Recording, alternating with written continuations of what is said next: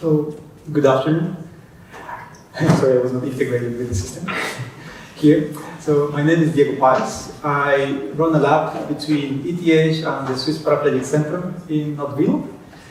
And I think my talk is very close to what Juliana was just describing, all the problems that we have with inpatient rehabilitation and how it relates to the medical technology that we are developing. But I want to take it just a bit further than that, to the point of outpatient life. I want you to think about what is the life for chronic disease, where you stay with the disease for the rest of your life. So rehabilitation process is not just what happens within the hospital, but it's what happens for the rest of your life, for you to get used to functioning in your normal life. And to bring you to that point, I just want to bring it a bit closer to you. And it is clear that we are all getting older, but not just as a person, but as a society. And by 2050, we are going to be a super aged population, especially developed nations, as ours. We don't live in Switzerland. So this means that there's a shift in the medical field between the burden that is being in specific conditions, and this is being shifted, especially for the elderly population. You get now the burden to what is called non-communicative disease, so chronic conditions, cardiovascular disease, diabetes. This thing that tends to get further when you get older. And this becomes chronic phase conditions and long-term recovery. So we need a lot of support into what it becomes your normal life. This is going to be part of the medical field. And now, if I just give a specific example, this is the Japanese population in 2045. The highest peak is at 75. So we are shifting the entire population. And we don't have nurses, doctors in the bottom of that to support that population. And something very interesting is that the health of a 75 person in Japan is exactly the same of a Swiss person. It's actually 76.1. So in our developed societies, we are seeing this trend that we're getting very healthy into very long age, but a lot of populations shifted in that direction. After that point, it goes down. So we have to understand that chronic conditions are going to be permanent for most of the population and for most of us. So when you go to rehabilitation, this comes out of the Rehabilitation Engineering Center in ETH, where we want to have a holistic approach that you see the entire process. Right now we have been talking about inpatient rehabilitation, what happens in the acute phase, what happens in the subacute phase, when you have therapy, then you have chronic rehabilitation. Then this is the first three phases, 3 to 12 months, when you are very lucky, like in the spinal cord injury, in the Swiss Paraplegic Center, persons live there 6 to 12 months, and they have an excellent treatment. Then they go into outpatient life.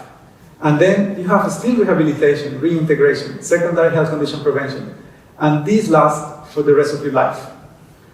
There is still, in my view, a lot of attention that is needed at this point. Because secondary health conditions are a big burden, again, for the health system.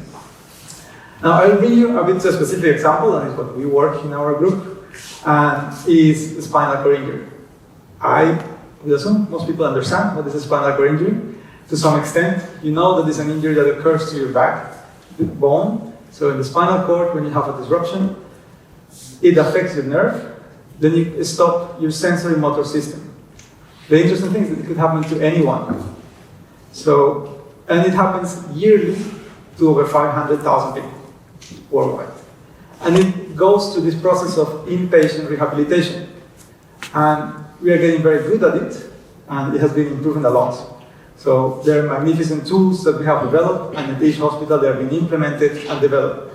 As Juliana mentioned, these tools are isolated, so we don't get this information, so we don't know how was the life of the person during the rehabilitation for the rest of their medical records. We get the snapshots that the physiotherapists take out of them.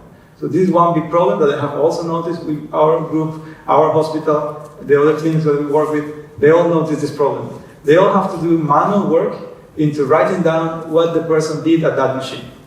This is a bit, a bit outdated for us engineers that know that everything can be automated. But this is my first point. Now, when we see the person now here, what do you see there? So I don't want to make it too long. Everyone else see maybe something different, but what we see is the difference in the way they will experience the rest of their life. They are sitting, we are standing. So one of the first approaches I took in my early career, and I learned from many people, was assistive robotics. Assistive robotics try to help these problems, and we try to focus on solving one of them. It's social, and it's also a medical problem. Standing. Basic thing. How can we make a person in a spinal cord injury to stand and live their life standing? Of course, you can take an automated robot with 7 degrees of freedom and lift them up, but you cannot make this a product. So we designed a system that is fully passive and take the standing wheelchair, the person can drive around, and it doesn't have any actuator to lift it, so the person can sit and stand by their will by shifting their weight, which is actually something very simple to do. And we try to make it a product, and disclaimer, I'm part of the company. This is our product in Japan, not here yet, but we try to build the system to be a wheelchair for the person to shift this perspective, that they live their normal life close to the normal functioning of us, healthy persons. And that's a basic function, standing.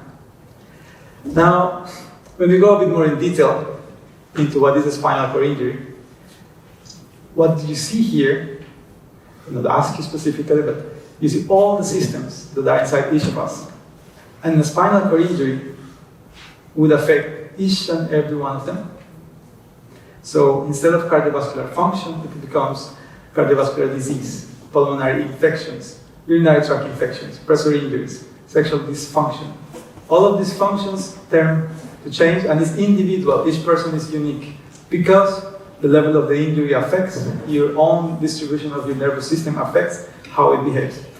What I want to say is there are many problems, and these are chronic conditions. So we have to follow them for the rest of the life. And this is part of the medical support that we want to give. So one of the ideas that we work on is in how to close the loop, how to go from, we have the person in the hospital lying in the bed, we get some information, we transmit it, we share it, the doctors make an assessment, make a therapy, they go in the patient, but then when they go to their wheelchair and they go to live their normal life, we don't want to break this loop. There's a lot of information that will help to prevent the secondary health conditions. And we want to extract this information to help the person live a normal life. We are working with different partners. One of them in Japan is the National Center for Geriatrics and Gerontology.